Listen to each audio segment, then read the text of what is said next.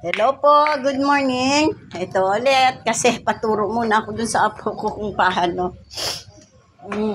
Paalis kasi ako. Marami akong pupuntahan. Kulang na kulang sa oras kasi late naman Ano oras na. Pero babati muna ako sa lahat ng magandang Biyernes na umaga. Sana napakaganda ng araw natin na to. Sana blessed sana lahat-lahat sa atin.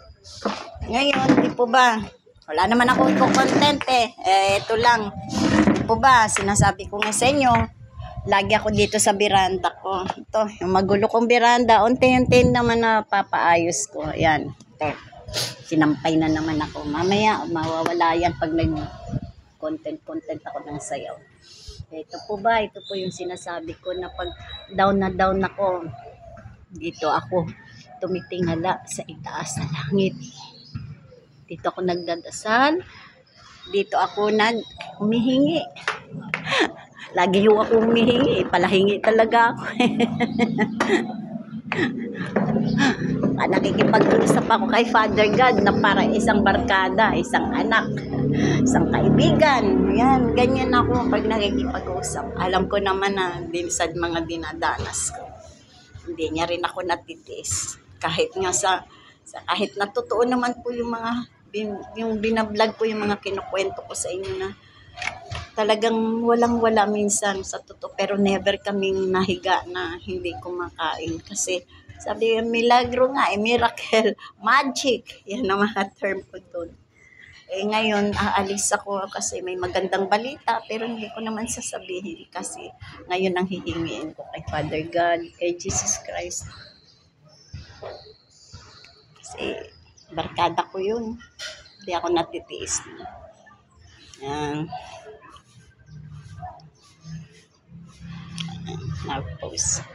Kaya, paparinig ko kung paano sa loobin ko. Kaya, Father God, Daddy, Papa, alam ko hindi niyo ako titiisin bilang anak.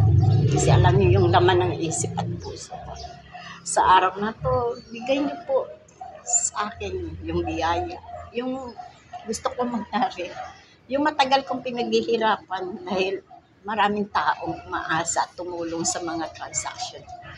Sana po, magkaroon na po ng linaw na mahahawakan ko ang lahat. Yan po yung ngayon po, bago po ako bumaba, hingin ko po yung patnubay nyo, yung protection nyo. Sanggalang nyo po ako sa masasama. Mabibigyan nyo po kami ng magandang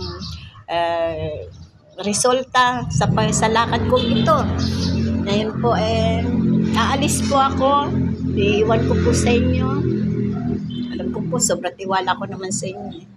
Yung pamilya ko, kasi aalis ako. Lamang apo kong panganay, may sakit pa. Alam mo, baby yun pag may sakit. Kaya, Lord, bigay mo na sa akin yung pinaghihirapan ko.